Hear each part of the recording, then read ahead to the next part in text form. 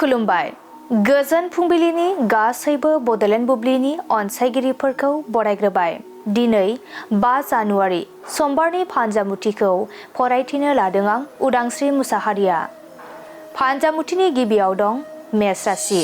नोंथांनि सायाव सोरबाफोर हिंसा जानो हागौ, गोसो गोरा लानाया गाहाम। वृष राशि। नोंथांनि गोसोआव थुलुंगानाय फैगोन, खामानिफोरखौ मावफुंना लानो हागोन। मिथुन राशि। माबाफोर खामानि मावनो लायोब्ला सोरजोंबा थगायजानो हागौ, सांग्रां जानाया गाहाम। कर्क राशि। बेफार फालांगि खालामोब्ला मुलाम्फा जानो हागौ, रांखावरि आरजिना लानो हागोन। सिंह राशि। बबेबा खामानियाव थांनो गोनां जानो हागौ, दाबसे जायगायाव थाथेरनो सम मोननाय नङा। कन्या राशि।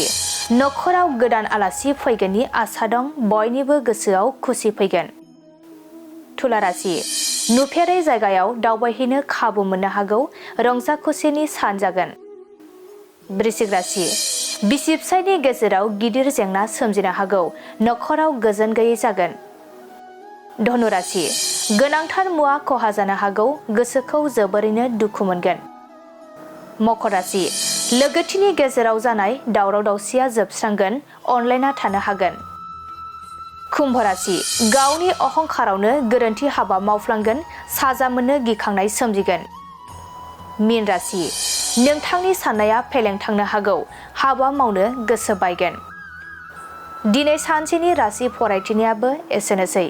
आसा खालामो नोंथांनि दिनैनि साना मोजाङै मोजां थांगोन, बेखौ बड'लेण्ड बुब्लि नखरनिफ्राय मिजिंथिबाय। गोजोन्थों।